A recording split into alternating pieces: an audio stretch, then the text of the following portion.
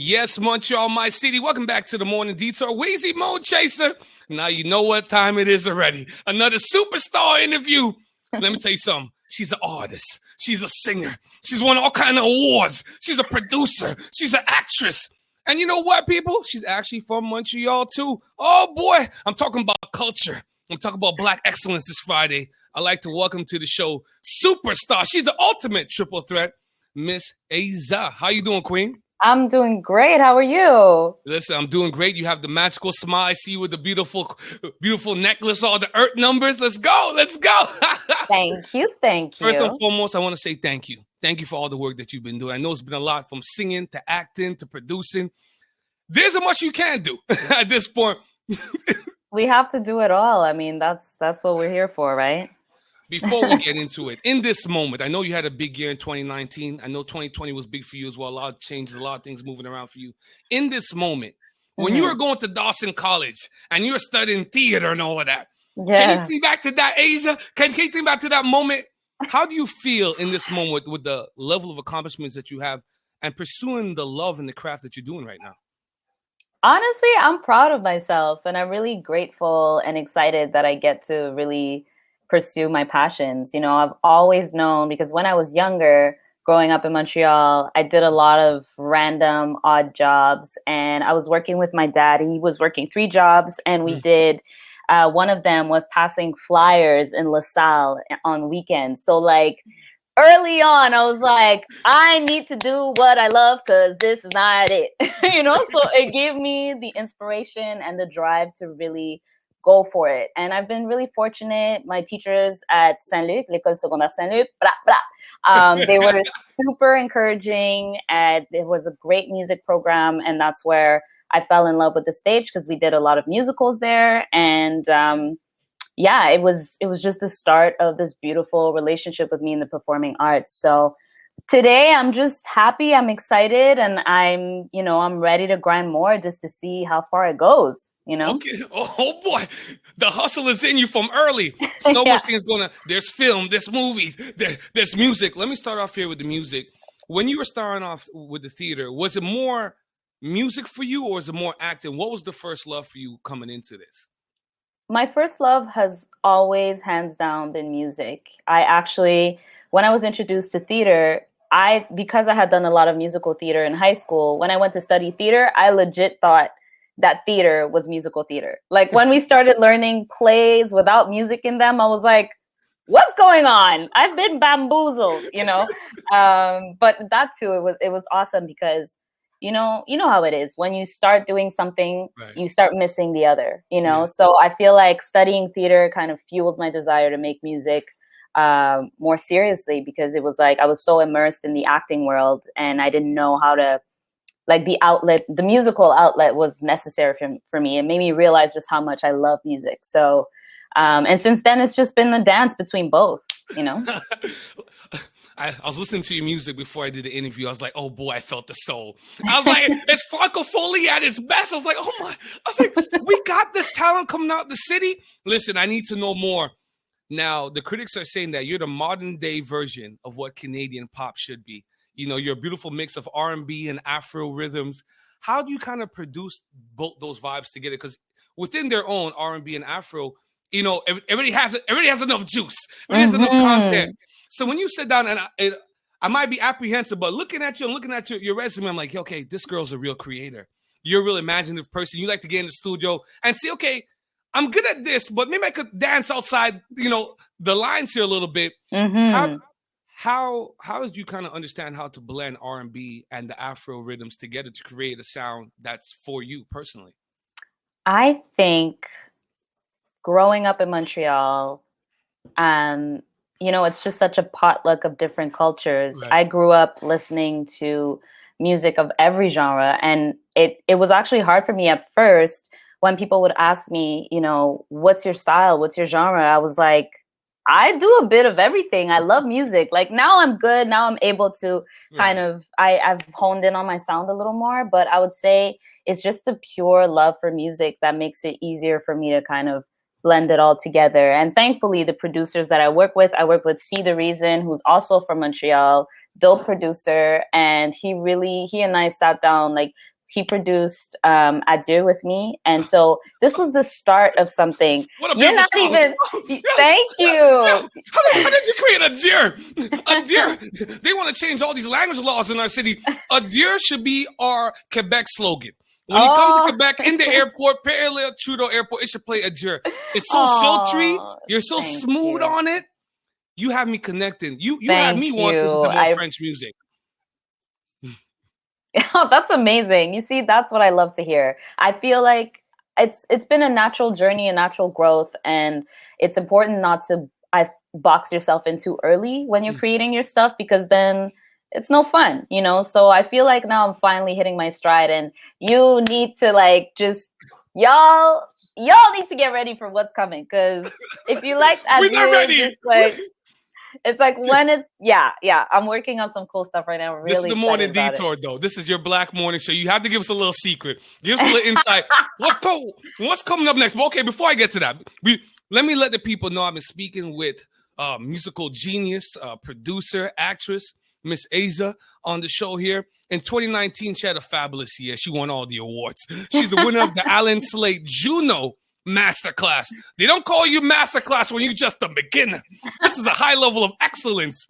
And on top of that, you got Francophone Artist of the Year at the Third Galaxy Dynasty, and that's like our Black Oscars. So you know, to be credited by your own peers. How did that feel? 2019 was a big year. Was that a affirming year for you in terms of you being a creator, a singer?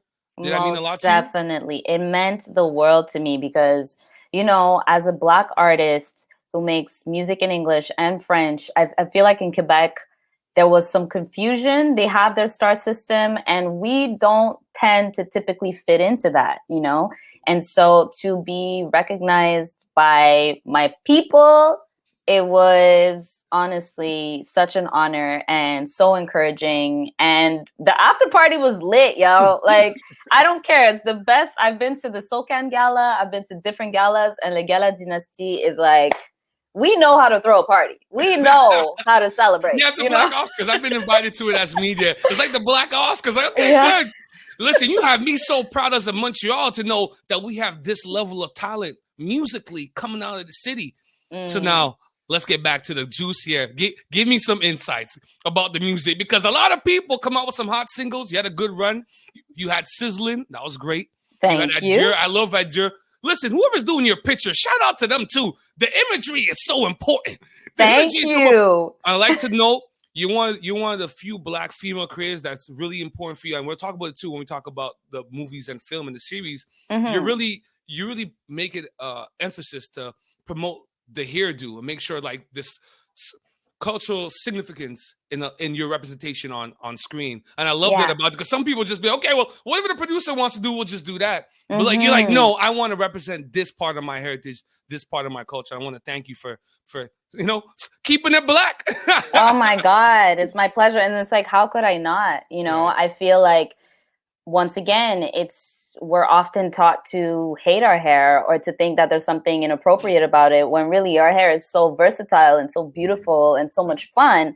And I learned early that, you know, first of all, on sets, most stylists don't know what to do with their hair. So you end up being the one kind of deciding what's going to happen, and so I decided to just start having more fun with it, not just like slap on a wig, but what can my hair do, you know? And I'm happy that people are feeling represented and inspired to just rock their hair. And I mean, this is not to, I love a wig. Like, I'm not, you know, I'm not discrediting. Not the thing. No, the wig is good, but for those of you that will see the video, you know, you got the single things going on. It looks great. Yeah. Thank you. You got that good skin. That's that good Burundian skin right there. You know what I'm saying? That's African excellence, right? I appreciate you. Oh boy, but I need some secrets here. What do you mean? You're coming off some great energy with the music. I need some insights. Well, you know, can we get a little teaser? Can you get a little insight of what's to come? You know, a full EP? Actually, an album. I'm working on like a nice collection of tunes, you know, big tunes. I'm collaborating with people in the UK, in Australia, in the US, here in Canada. So it's going to be for me, it's been the nicest, biggest venture I've done musically. And I thought that I was hitting my stride before, but this is a whole new level of, I don't know.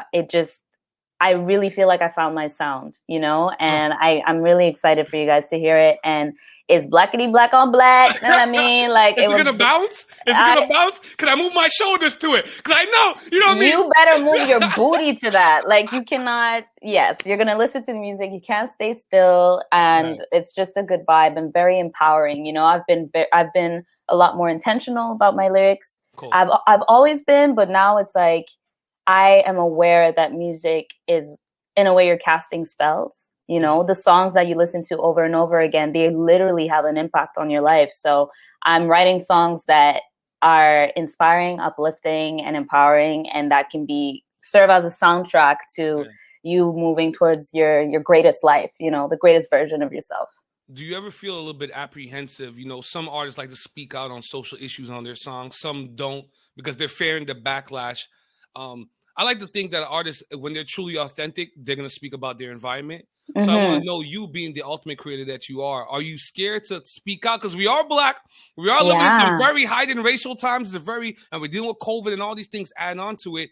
Do you feel an emphasis in your creations to speak out about certain social matters? I do, but it's always, I wouldn't say I'm like an activist, but what I write about is very personal, and that has to do with it as a Black woman moving in the world, so for sure there's a lot of that, but it's just a human experience. I speak of love, I speak of overcoming, I speak of discrimination, but it always has a bounce to it. Know what I mean? It's still got to be catchy, Yeah, I want to move my shoulders and my bum when I break it down. Bop, bop, bop. Okay, so the music is not enough. You said, you know what? I don't just want to be an accomplished singer, artist, creator. You said, you know what? I got a pretty face. I got a right personality. Let me do a little acting. Let me get on the big screen a little bit. So I don't know what came first. I know you had an IG live show called DNA Unscripted. You gotta let us know what that's about. And you did it with your friend Diane. It got picked up by CBC. So let's open up there. Was that the beginning before the Netflix and having your songs featured on shows, or this came? No, actually, this was the big surprise for 2020, and it's my bestie, but it's also my sister, my blood sister, my sister Diane, who goes by Kamana now. Actually, she's an established theater director, and we were living together in Toronto last year, and right when the pandemic hit, I had just come off. I was about to perform at the Junos. 3 days before we were supposed to fly to Saskatoon, everything was canceled. And so all of a sudden, like everybody else, we were home, like, what are we going to do? And my sister and I decided to go twice a week, go live online, talk about different topics. People really connected with the show. And from there, a few weeks later, CBC released their Creative Relief Fund. And it's basically to invest in new Canadian content. Right. And we had no expectations. At this point, like the slate had been wiped clean. Like 2020 was insane, right? Yeah, it was a wash. It was a wash. It was a wash. Like, it was crazy. And so we took a chance. We applied with our project, and we ended up making it being one of the projects selected out of 9,000 applicants across Canada. There were 10 of us. Look at your Black excellence shining through. Look at your Black excellence. You know what? I ain't gonna lie to you. It was your smile. I'm gonna call CBC. I be talking to them too. It was your smile. Yes. Who doesn't want to see that smile on TV? That make me feel warm. I want to see it in the morning, at night. It's beautiful things. Are you shook? Are you shook when you see your songs featured on shows? Your songs featured on the Netflix show Tuka and Birdie. You're also in Kim's Convenience, which is like a Canadian staple show now. Kim's Convenience, beautiful comedy, Canadian comedy, very funny. Yeah. Are you shook when you hear your song playing in the back? Always. It's always a trip. It's always like, what? But at the same time, like there's so much that goes behind licensing your music. You've signed the contract, which episode you're in. So there's like that more cerebral, practical thing, but there's nothing like watching a show and hearing your song playing on it. It's like, woo, it's amazing. Okay, let's talk about the acting a little bit. You were on the you were on the series On the Basis of Sex. What was that like? That was good. Yeah, it's a full length movie Okay. actually on the basis of sex, and that was really fun because Ruth Bader Ginsburg is such a staple in American history, and to play an activist on the show, also like just like rocking the 70s fro and It looked good though. yeah, It it looked good. looked good. Like I'm like, did Asa go back in time? Like, what's going on here, right? yeah, it was definitely a lot of fun, and it was one of the first feature films of that caliber part of. And now a lot of people that I know have watched it, have loved it, so doing good. Yeah. Yeah, I've seen it, but I didn't know you were you before I saw you. So I was like, okay, this is going on. Um, Talk to me about season 4 of CBC's Working Moms. You play Maya Bronte. Mm-hmm. How did you so as an actress when you're looking at a role, do you submerge yourself? Do you consider yourself a method actor? Do you dive into the character? Like, okay, what would Maya do? Do you create a whole persona for that character? Yeah, it's interesting. I guess it depends. My background in theater has really taught me to ask all the questions for a character analysis. So yeah, how would this person feel in this Yeah. moment? How do they feel when they're embarrassed? How do they react when they're defensive? All those things help to create a character that's the real that people are going to connect to. And so when it comes to Maya, there was something very natural about the script and the way she's written that I actually didn't have to do too much digging to connect with the role, and I'm actually in season 5 as well. Look at you, look at you, series after series. Honestly, it feels so good. I love seeing you work because you. You make it. I've seen, like, I've watched you on screen before us doing the interview, so I never thought I was going to meet you.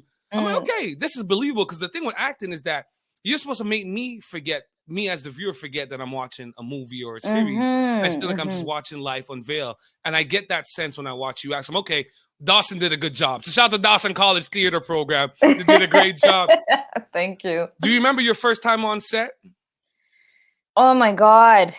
I don't. I don't remember. See that, people, when you do so much projects, you can't remember all the stuff. I don't, but I remember the feeling. I remember and that feeling doesn't ever really go away, which is if it were to go away, I think that's the day that I should quit. There's always a level of excitement when you get on a new set, and it's kind of like, first day of school, you're figuring out who your people are going to be. You're figuring out like your space, and it's just, and how it works, because it's an ecosystem, and there's so many people involved in projects. So every time I join a new project, it's like, it's exciting, because I'm becoming a lot more picky about the projects that I'm working on. Watch you now. Yeah. Well, listen, when you got like 3-4 shows, you have a beautiful musical career going on. A lot of things is moving.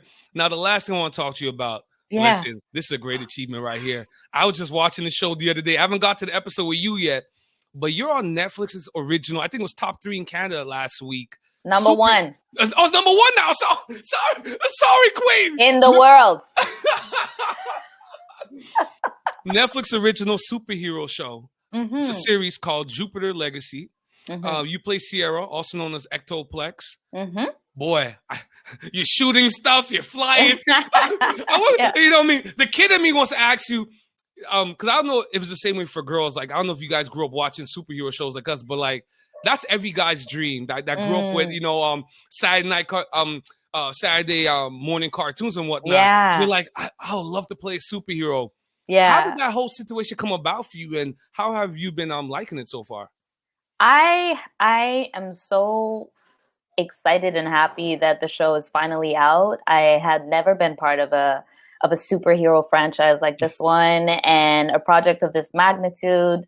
I had never flown in a harness before. There was a lot of training that went into becoming a superhero. You have to get scanned in a 3D 360 camera. I was flown to LA multiple times to make sure my super suit was like on point. What does it feel like? What does it feel like, the suit? Is it like cheap plastic, or is it good stuff? No way. It's not cheap plastic at all. And you need 2 people to get you in it. So yeah. It was like, there's so many layers, so many elements that come together. And what I like about Sierra is that she doesn't back down from a fight. You Oh, know, that's she true. doesn't back down from the things that she stands up for what she believes in. And I think that people really connected with my character. I'm not a huge part of the show, but You're and so reoccurring though. You're yeah, reoccurring. I'm here, I'm You're there. You know what I reoccurring. mean? when, Yeah. when they team up, they got to call Ectoplex at some point. That's all I know. Oh man, I'm so proud for you, man. From Thank music to you. film to producing, man, you're a triple threat. Man, you're a true treasure. If you can impart any advice on a young actress or a young actor or Hmm. somebody who's trying to come up in music, 'cause a lot of people try to come up in music from Montreal, and we have been So seen to be much breaking talent. through lately Yeah. with the Nate Hustlers, with the Naya Ali, with yourself, and many other with the Shah Frank. A lot more of us is breaking through that ceiling, right? Hmm. What advice can you impart for those out there that sometimes feel discouraged, by the closed doors, by the no's, by the rejections? What would you Yeah. impart on them? There's a few things. I would say surround yourself with people who are on the same path as you, Mm, ideally a little further ahead, because it's always like a nice kick in the butt. It's right. inspiring to talk to other artists who understand the journey. I would also say you don't have to rush the creative process. Trust it, Mhm. and you know, if something feels off, it's probably because it is. So just like make sure that before you sign any contract, look it up, hire a lawyer. There's nothing, it may feel daunting at first, but it's actually the best thing you could do for yourself, because you don't want to find yourself in a situation that you can't get out of when you could Yeah, have easily just made sure by yeah. having a professional look over it, and have fun. Have fun. There's a reason Oh, why we're doing this, oh. like People don't say that enjoy. enough. Asia, you're a real one though. You're a real one.